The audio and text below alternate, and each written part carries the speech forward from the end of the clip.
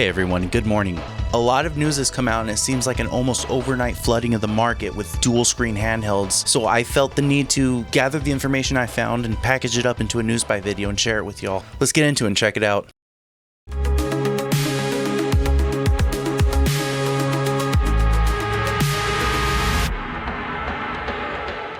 So first off, we're going to talk about the OneX Sugar. They extended the early bird price for the Sugar1. This is the third time. Discussion has been had on the OneX Discord regarding this, where some people are speculating that the reason OneX keeps extending the early bird price is because the sales are much lower than expected. A lot of people think because OneX has not made enough sales to recuperate their costs for R&D that they're trying to extend it just to be able to afford to sell the product. Some people are even worried that they're not going to get an item at all.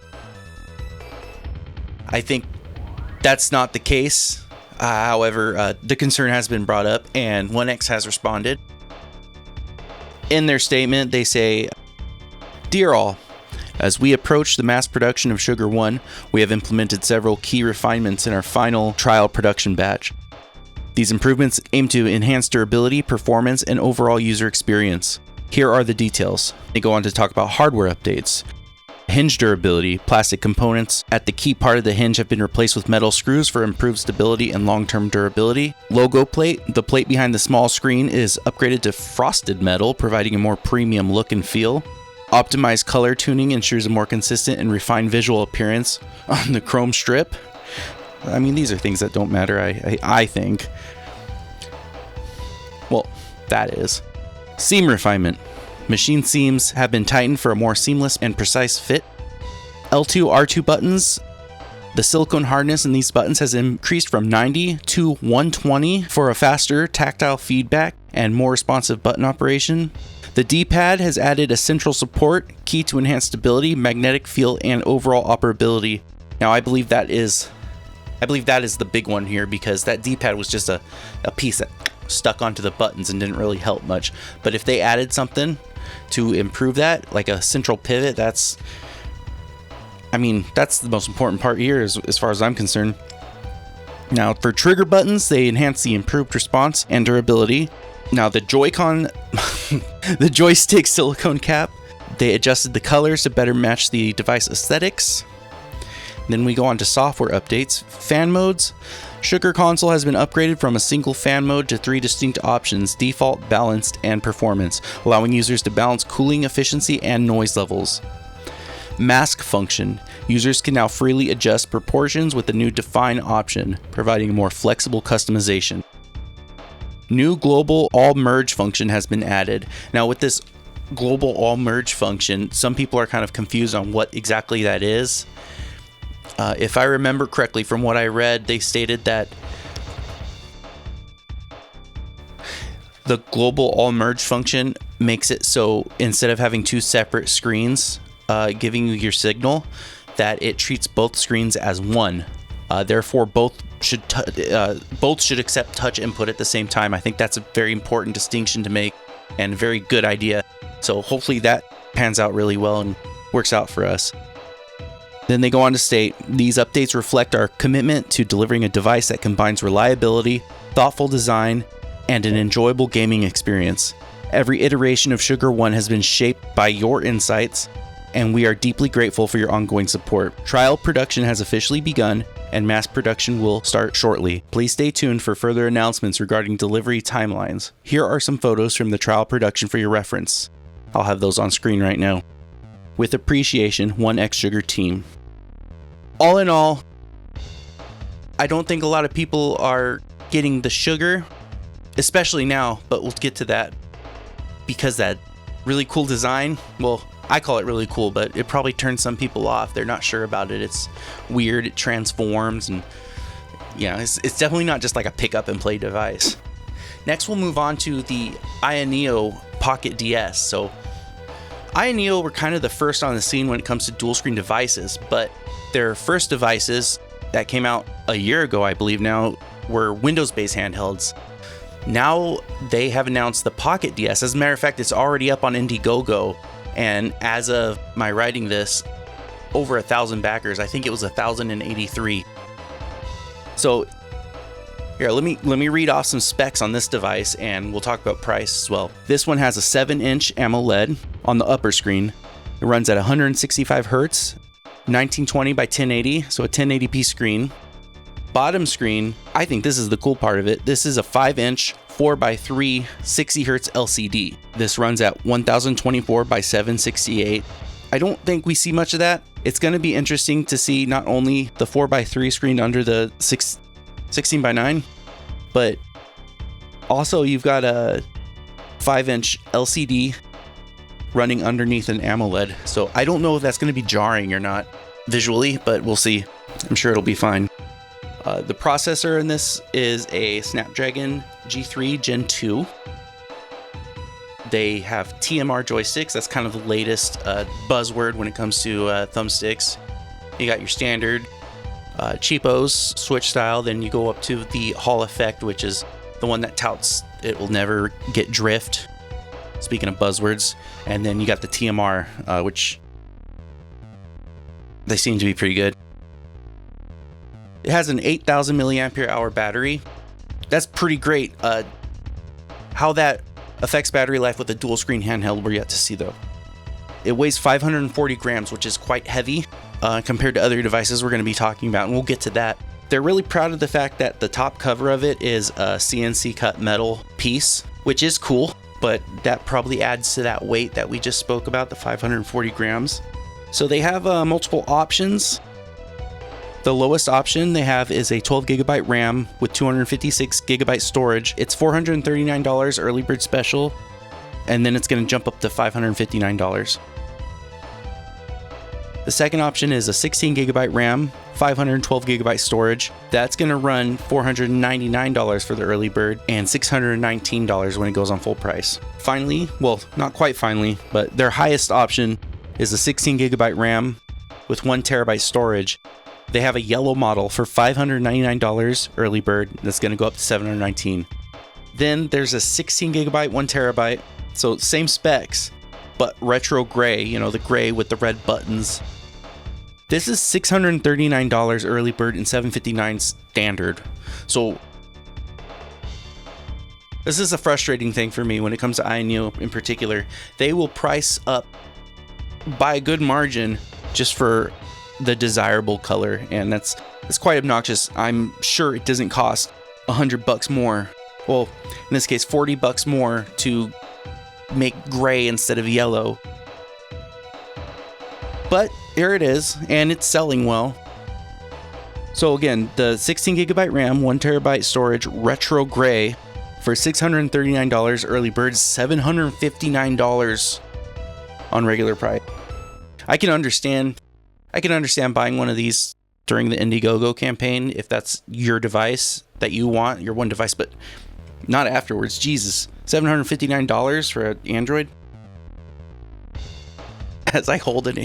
Anyways, $759 for an Android handheld when there are options much lower that we'll get to that. Speaking of which, AYN, we know them, we love them. They've announced 2 products, but they've shown one. Now they've shown us the Thor. That's a name for their dual screen Android handheld, because that's what everybody's doing right now. They've teased that there's an Odin 3 as well, but we haven't seen one lick of information about that other than the name. So let's talk about the Thor now. Remember how I said that the Pocket DS weighed 540 grams? Well, the Thor weighs 380. So that's a big chunk off of the weight. Let's go over the specs and you'll see why. So that other one had a 7-inch screen. This one has a 6-inch screen on top. It's a 120 hertz, again 1080p AMOLED display. And the bottom is a 3.92 inch, 60 hertz, 1240 by 1080p. Now this is going to be the same as your Retroid Pocket Mini V2s. I believe the Retroid Pocket Classic has that screen, and the Ayaneo Pocket DMG. So we got 2 AMOLED displays here as opposed to that other device which has an LCD and an AMOLED. Now with the options on this one, there's 2 SoC options. So there's the lower end, which is still pretty awesome, because the lower end of this is the same that Retroid Pocket V2 and the Retroid Pocket 5, the Retroid Pocket Flip V2. They all have this. This is the Snapdragon 865, and they're selling this one in early bird for $249. And its normal price is gonna be $259. So no rush. I don't think $10 is worth jumping in the beta tester, group if you can wait. The next step up, they're jumping it up to a Snapdragon 8 Gen 2, which is the same processor that they have in the Odin 2, the Odin 2 Mini, and the Portal. Their options here, their configurations here are, we've got 8 gigabytes of RAM with 128 gigabytes storage. That's going to cost $299 early bird, $309 standard. 12 gigabytes of RAM with 256 gigabytes of storage. That's going to be $349 early bird, and then $359 after the Indiegogo campaign. And finally, their largest one, which as far as storage and RAM is equal to the Ayaneo offering, is 16 gigabytes of RAM with 1 terabyte storage. That's $429 early bird and $459 after the campaign. This device has a 6,000 milliampere hour battery. That kind of puts it right in between the Odin 2 Mini and the Odin 2 and Odin 2 Portal. Probably gonna lean closer towards the Odin 2 Mini's battery life, considering there's 2 screens on this one, but we'll see. If you're looking to make a decision between the Ayaneo Pocket DS and the AYN Thor, I got some comparisons I'd like you to think about before you click that support button. The Pocket DS is going to be quite larger. It's got a 7-inch screen versus 6-inch screen. Diagonally, that's going to be pretty big. It's going to affect pocketability. So if you want that clamshell to fit in your pocket, you see where I'm getting with that. Again, I've mentioned this before, the weight disparity is pretty large, 540 grams versus 380. A lot of you watching this know this about them. They've always been the boutique, they're all boutique, but they've always been the higher end hardware. Like, they like to have the nice classy stuff. They want to be like the Apples. So that affects the cost, right? I can only speak from personal experience, and I've never owned their handhelds, but I do own the AMO2, the little mini PC. And I had to take their software out of that thing because it just kept bogging down my system and slowing it down. It was like repeating processes, and I was having all kinds of trouble. So in my experience, their software leaves a lot to be desired. The major problem here, though, that kind of makes me question them, is that these Android devices, Android doesn't natively support 2 screens like this. And all these Android 2-screen devices have to have code software written specifically for that feature. Therefore, when you buy an Ayaneo Flip device, you've got to be confident that they're good in the software department, because that's going to have a major effect on your enjoyment of the device. So with all that out of the way, let's compare those prices one more time. They're both pretty expensive, right? But if you look at that 16 gigabyte RAM, 1 terabyte storage option, and compare that between the Ayaneo and the Thor, that's $170 difference, over $200 difference if you want that retro gray. And that's just in early bird prices. For the same model, after that Indiegogo campaign, you're looking at $459 for the Thor and $719 for that yellow Pocket DS, the lower priced one. $260 premium. Some food for thought. Another handheld in cost above the Thor. Whatever your feeling is on that, well, to be honest, I'd like to know your opinion on it. So if you want to jump in the comments and tell me what you think. I just have never been able to justify buying Ayaneo handhelds because of that. They are just way up there in price. So if I am missing something here, let me know, because I'm open. I want to hear about it. So we're going to move on to the Retroid Dual Screen add-on. There's some updates with that.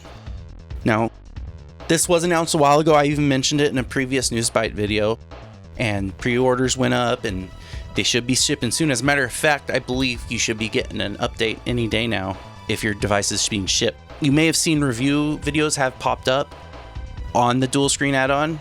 Retro Handhelds and Retro Game Core, they've all checked it out.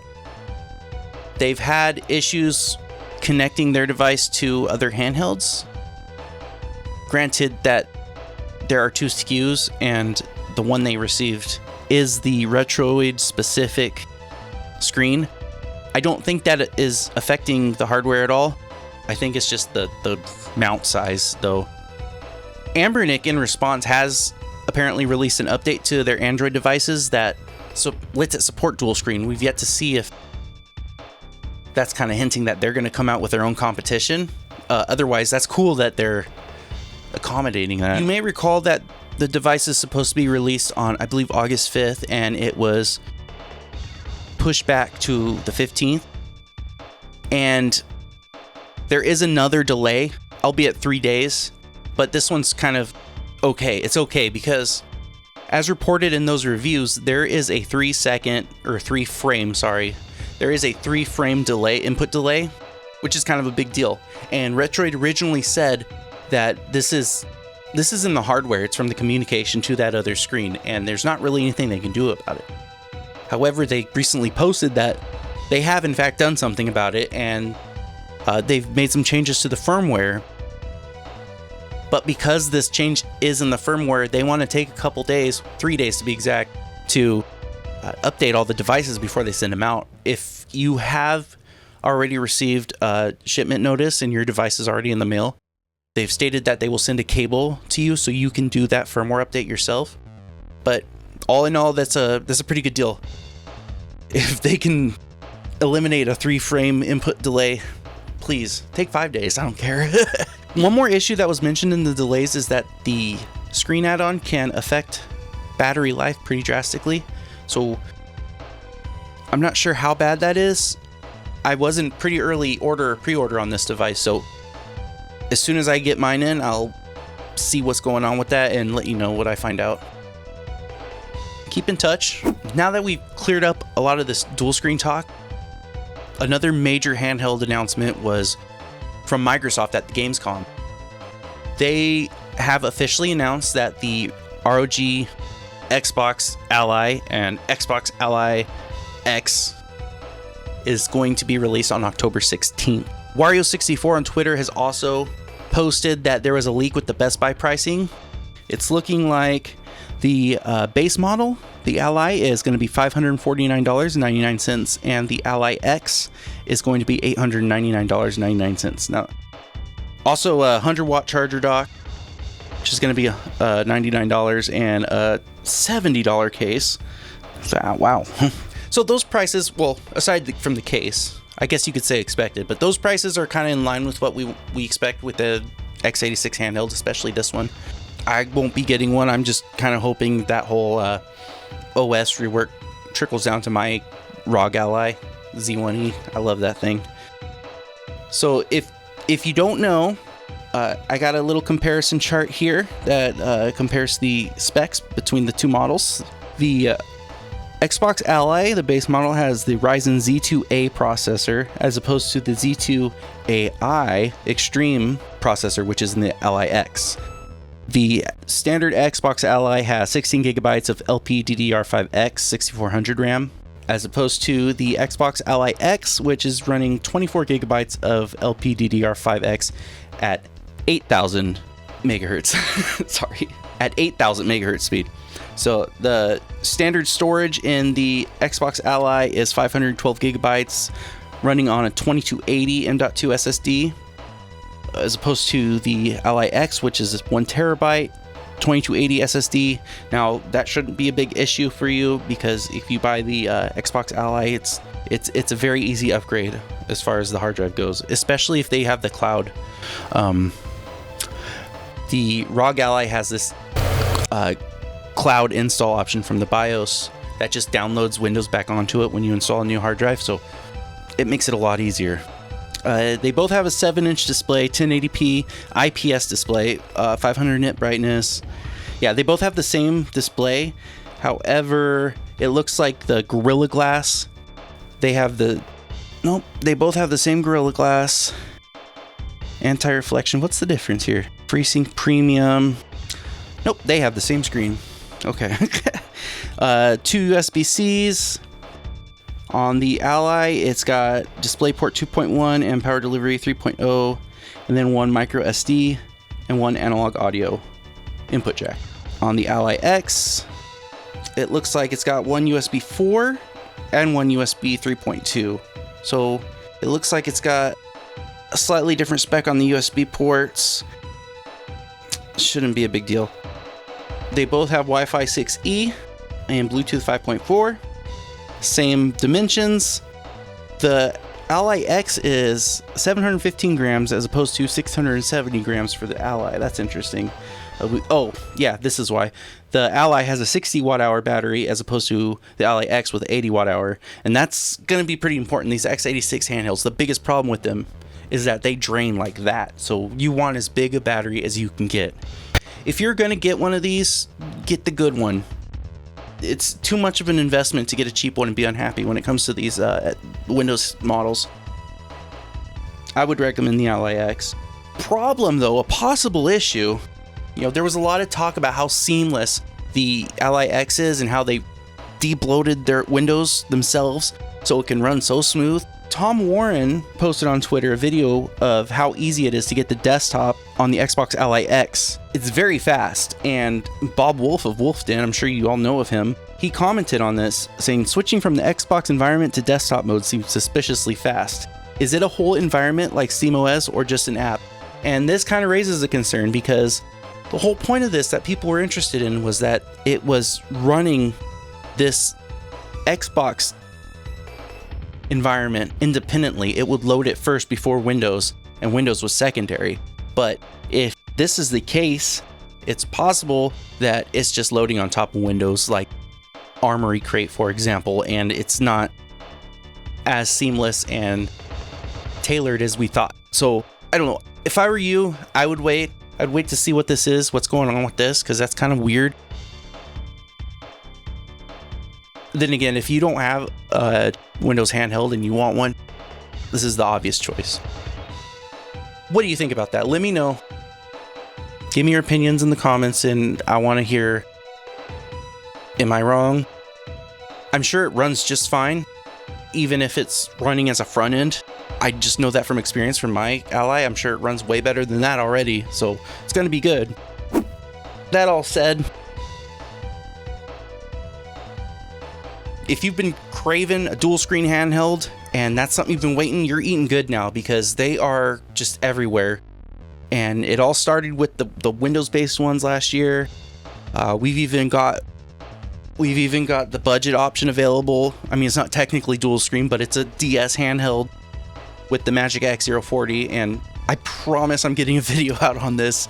It works. And what are you gonna get? I've already put my money down on the Sugar one, so I'm gonna have to stick with that. But that Thor's calling to me, and it's hard to resist. So if you're gonna get one, let me know what one you're planning on getting. If you're not, let me know why. Maybe dual screen's just not your thing. Anyways, let me know what you think. Don't forget to like, comment, subscribe if you haven't, and ring the bell if you'd like to. Again, my name's Justin. This is Handheld Headquarters, and I'll catch you in the next video. Take care.